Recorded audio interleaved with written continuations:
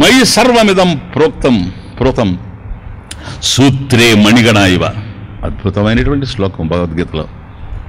మతః పరతరం నాన్యత్ కించిదస్తి ధనంజయ మయి సర్వమిదం ప్రోతం. మయి ఈశ్వరే పరమేశ్వరే మయి సర్వమిదం ఇదం సర్వం జగత్ ప్రోతం అనుస్యూతం అనుగతం గ్రథితం ఇత్యర్థః. ఎలాగూ సూత్రే మణిగణా ఇవ సూత్రే చ మణిగణాః ఇవ. కాబట్టి అన్నిట్లో సూత్రం దారం ఏ విధంగా అయితే ఉందో ఒకే దారంలో మణులన్నీ కూడా ఎట్లాగైతే గుచ్చబడుతూ ఉన్నాయో, దారం లేకపోతే విడివిడిగా పోయేటువంటి మణులు ఒక చోట ఒక ఆర్డర్లో ఉన్నాయంటే ప్లీజ్ ఆర్డర్ నియతి రాత్రి మనం చూసినట్టుగా. కారణం మణులన్నింటిలో కూడా దారమే ఎట్లాగైతే ప్రధానంగా ఉందో ఒక మణికి పరిమితంగా లేదు, రెండో మణికి ఉంది. కాబట్టి అంతటా కూడా ఏ విధంగా అయితే ఉందో సూత్రేచ మణిగణాః ఇవ మయి ఈశ్వరే ఇదం సర్వం జగత్ ప్రోతం అనుస్యూతం. కాబట్టి దాంట్లో ఓతప్రోతంగా ఉంది అంతే. దేర్ఫోర్ దీన్ని బట్టి మనకి ఏమర్థం అవుతుంది? దీర్ఘతంతుషు పటవత్ దీర్ఘతంతుషు పటవత్. ఒక వస్త్రాన్ని తీసుకుంటే వస్త్రం అనేటువంటిది దారంతోనే నేయడం జరిగింది కనుక వీవరు ఒకే దారం అట్లా పోతూ వస్తూ ఉంది కనుక కండి తిరుగుతూ ఉంటే మగ్గం మీద వస్త్రం తయారైపోయిన తర్వాత ఇదిగోనండి అని చూపించినప్పుడు ఏముంది దాంట్లో? అక్కడ చూస్తే ఘటవత్, ఇక్కడ చూస్తే పటవత్. ఆ కుండలో చూసినప్పుడు మట్టే ఉంది, దీంట్లో చూస్తే దారం ఒక్కటే ఉంది. స్వామిజీ ఇంత వస్త్రం లేదు, ఓ 10 మీటర్ల వస్త్రం, దారం ఎట్లా ఉంది స్వామిజీని? దీర్ఘతంతుషు సార్ పొడవైనటువంటి దారం అంటే ఎంత వస్త్రం అయితే ఉంటుందో అంత దారమే ఉంది. కాబట్టి వస్త్రం నీకు కనపడుతూ ఉండినా ఏదో ఒక కార్నర్లో కనుక నువ్వు పట్టుకొని ఒక్క పోగును చేత పట్టుకొని దారాన్ని కనుక తీసావా పోతూ ఉంటుంది. ఒక దశకు వచ్చేటప్పటికి ఏం మిగలదు, వస్త్రం ఏమీ మిగలదు. ఎందుకని? వస్త్రంలో ఉన్నదంతా దారమే, ఫ్యాబ్రికే ఉంది, ఇంకేమీ లేదు. ఇప్పుడు యథావత్ ఉన్నటువంటి స్వరూపం ఏమిటో మనం ఆలోచించినప్పుడు ఏదైతే మనకు వస్త్రంగా తెలిసిందో ఇది సత్యం కాదు, దీనికి కారణమైనటువంటి దారం సత్యం. వస్త్రమంతా ఉన్నటువంటిది ఫ్యాబ్రిక్ అంతా, ఇంకేమీ లేదు. దానికన్నా అన్యంగా రెండవది లేదు. కుండలో ఉన్నదంతా కూడా మట్టే, రెండవది అన్యంగా లేదు. ఈ ప్రపంచమంతా కూడా ఈశావాస్యమిదగం సర్వం ఇదం జగత్ సర్వం ఈశ్వర బుద్ధ్యాచ్ఛాదనీయం. పరమేశ్వరుడితోనే నిబిడీకృతమైపోయింది. అన్ని చోట్ల తానే ఉన్నాడు, రెండవ వస్తువు లేదు. జగత్తును చూచామనుకోండి, ద్వైత భావంతో దాన్ని ప్రేమిస్తాం, దీన్ని ప్రేమించలేం. దీన్ని ప్రేమిస్తాం, దాన్ని ద్వేషిస్తాం. ఈ రాగద్వేషాలన్నీ పుట్టుకొస్తూ ఉంటాయి నామరూపాల వల్ల. వస్తువుని కనుక చూచామా, వస్తువు అంతా కూడా ఒక్కటే, ఏ భేదము లేదు, అభేద దర్శనం జరుగుతుంది. కాబట్టి ఎట్లాగైతే వస్త్రమంతా కూడాను దారమే ఉందో, ఈ ప్రపంచమంతా తానే ఉన్నాడు, తనకన్నా రెండవ వస్తువు లేదు, అన్నీ తానే, తానొక్కడే, నేహనానాస్తికించిన రెండవ వస్తువు లేదు, అంతటా తానున్నాడే, అదే జ్ఞానం. దీనికి మరొక పేరు ప్రేమ. ఇంపార్టెంట్, ప్రేమ, లవ్. ఏమిటి సరే ఈ ప్రేమ? ఆకర్షణ. ఎక్కడ ఆకర్షణ ఉంటే అక్కడ ప్రేమ ఉందని అర్థం. ఆకర్షణ కార్యంలో కనపడుతుంది, మళ్ళీ కారణంలో వెతికితే దొరుకుతుంది. కార్యం జగత్తు కనుక జగత్తులో ఆకర్షణ ఉంది, ప్రేమ ఉంది. కానీ ఈ జగత్తులో ప్రేమలన్నీ కూడా గాయాలు చేసే ప్రేమలుగానే మనకు కనిపిస్తూ ఉన్నాయి. అండర్స్టాండ్? ఈ ప్రపంచంలో ఎవరెవరు ఇప్పటి వరకు ప్రేమించారో అందరూ గాయాలకు గురైపోయారు. ప్రేమలో సుఖపడ్డ వాళ్ళని ఎవరిని మనం చూడలేం. దేనిని మనం ప్రేమించినది మార్పు చెందుతూ ఉంటుంది. ఏ వ్యక్తిని మనం ప్రేమించినా ఆ వ్యక్తి మనసు మారచ్చు, లేదా అతను ఈ ప్రపంచంలో లేకుండా పోవచ్చు. ఇది మార్పు, చేంజ్. ఇటువంటి మార్పులు జరిగినప్పుడు గుండెలు పగులుతూనే ఉంటాయి.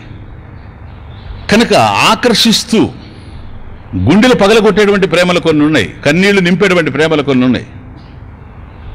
కాబట్టి కేవలం ప్రేమ అనేటువంటి దాంట్లో ఆకర్షణే కాకుండా అందం ఉండాలి, ఆనందం ఉండాలి.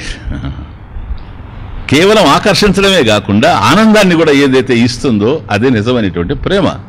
అటువంటి ప్రేమ ఈ జగత్తులో లేదు. ఒకప్పుడు దుఃఖాన్ని, ఒకప్పుడు ఆనందాన్ని పంచుతూ ఉన్నాయి. నిరంతరం ఆనందాన్ని పంచేది ఏదో అది ప్రేమ. అది కృష్ణ. కృష్ణ ఎల్లప్పుడూ ఉండేటువంటి ఆనందం, కృష్ణానందం. అది భగవంతునిలో లభ్యమయ్యేటువంటి ఆనందం. అది ప్రేమ. అది ప్రేమ. కాబట్టి భగవంతుడు అంతటా నిండుంటే అంతటా ప్రేమే ఉందని అర్థం. అన్యత కారణాంతరం నాస్తి. కార్యరూపమైనటువంటి జగత్తుకు నాకన్నా అన్యంగా మరొక కారణం లేదని భగవంతుడు చెబుతూ ఉండేటప్పుడు ఆయనే సర్వం నిండిపోయి ఉన్నాడు గనక మయి సర్వమిదం ప్రోతం సూత్రే మణిగణాయ వివ అని చెప్పినప్పుడు ఉన్నదంతా కూడా పరమేశ్వరుడైతే, పరమేశ్వరుడు ప్రేమస్వరూపుడైనప్పుడు ప్రపంచంలో ఉన్నదంతా ప్రేమే, లేనిదేంటండి? ప్రపంచంలో ఉన్నదంతా ప్రేమ అయినప్పుడు నీకు ఏది కనిపించినది ప్రేమే, నీకు ఏది వినిపించినా అది ప్రేమే.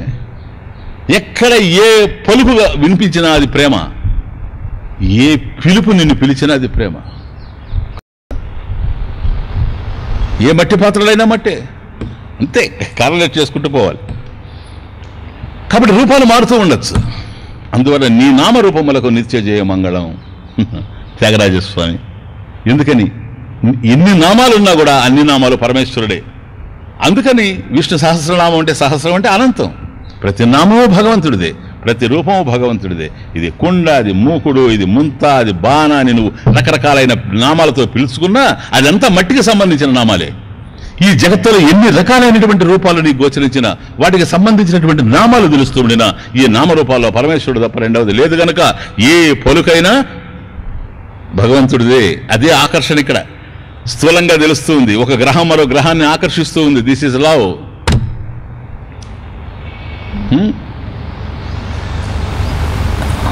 ప్రేమది.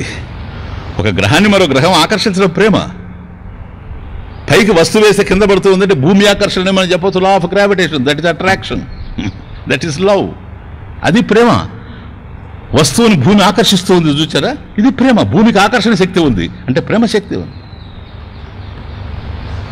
కనుక సముద్రంలో ఉండేటువంటి జలాన్ని సూర్యుడు ఆకర్షించి మేఘంగా తయారు చేస్తూ ఉన్నాడు, ప్రేమ. అలా మేఘంగా తిరుగుతూ ఉన్నటువంటిది ఏదో అది ఒక దశలో వర్షిస్తూ ఉంది, ప్రేమ. ఆ వర్షిస్తూ భూమిని తడుపుతూ ఉంది, కాలిపోయినటువంటి భూమిని తడుపుతూ ఉంది, ప్రేమ. అలా తడిసినటువంటి ముద్దయిపోయినటువంటి భూమి మనకు సస్యాన్ని ఇస్తూ ఉంది, ధాన్యాన్ని ఇస్తూ ఉంది, ప్రేమ. దాంట్లో నుంచి పుట్టుకొచ్చినటువంటి మొక్కల్లో నుంచి నీకు పువ్వులు వస్తూ ఉన్నాయి, ప్రేమ. పండ్లు వస్తూ ఉన్నాయి, ప్రేమ. అలాగే మనిషిలో మాటలు వస్తూ ఉన్నాయి, ప్రేమ. ఇది కనుక అర్థమైతే ఇక్కడ ఉండేటువంటి ఆకర్షణ ప్రేమ. కార్యం చెడిపోవచ్చు, కారణం మాత్రం ఏమాత్రం మార్పు లేకుండా ఉంది, నిరంతరం ఉంది. ఈ ప్రేమలో మార్పు లేదు. ఇది పరాప్రేమ. మార్పు చెందేటువంటి ప్రేమ కాదు, పరాప్రేమ. ఇక్కడ ద్వైతం నవిద్యతే యస్య. ఈ ప్రేమలో రెండవ ప్రేమ లేదు. మన ప్రేమల్లో ఉంటాయి. నలుగురు బిడ్డల్ని ఒకే విధంగా తండ్రి ప్రేమించలేడు. ప్లీజ్, మీకెట్లా తెలుసు స్వామీజీ? మీకు తెలుసు అని నాకు తెలుసు కనుక. కాబట్టి ఏదో ఒక బిడ్డ మీద ప్రేమ. ఒక దుఃఖం చాలదని 2 పెళ్లిళ్ళు చేసుకుంటే ఏదో ఒక భార్య మీద ప్రేమ అధికంగా ఉంటుంది. చూసుకోవచ్చు, క్లియర్ క్లియర్. కానీ పరమేశ్వరుని ప్రేమలో ఈ భేదాలు తెలియవు. ద్వైతం నవిద్యతే యస్య. ఇక్కడ ద్వైతం లేదు. ఎందుకని? సర్వం కలివిదం బ్రహ్మ. కాబట్టి సర్వం ప్రేమ స్వరూపం. ఎక్కడ నీకేది కనిపించిన ఆకులలో పచ్చదనం, అర్కునిలో వెచ్చదనం, ఆకులలో పచ్చదనం, అర్కునిలో వెచ్చదనం, చంద్రునిలో చల్లదనం, తేనెలలో తీయదనం.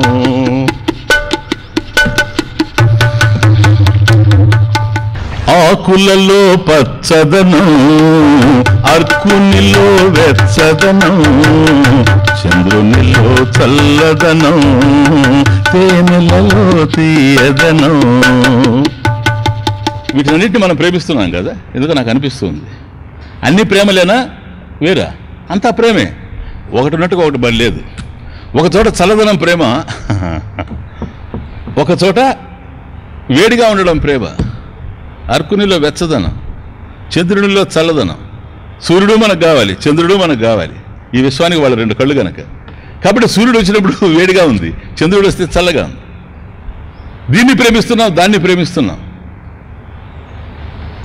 వేసవి కాలంలో ఐస్ క్రీమ్ని ప్రేమిస్తాం, చలికాలంలో బ్రూ కాఫీని ప్రేమిస్తాం. అది వేడి, ఇది చల్ల. కానీ ఒకటి మాత్రం ఉంది, అవి నువ్వు మార్పు చేసుకుంటూ ఉండొచ్చు. కానీ ఆ టైంలో దాన్ని ప్రేమిస్తున్నావు, ఈ టైంలో దీన్ని ప్రేమిస్తున్నావు. ప్రేమలో డిఫరెన్స్ లేదు సార్, ప్రేమలో డిఫరెన్స్. ఆకులలో పచ్చదనం, అర్కునిలో వెచ్చదనం, చంద్రునిలో చల్లదనం, తేనెలలో తీయదనం. పాపల చిరు చిరు నవ్వులలో, పాపల చిరు చిరు నవ్వులలో పలకరించే పిలుపు, క్షణమైన మరపురాని మధురమైన తలపు. ఎవరిదో ఆ తీయని పిలుపు, ప్రేమకే కన్ను చూపు. క్షణమైన మరపురాని మధురమైన తలపు. ఎవరిదో ఆ తీయని పిలుపు.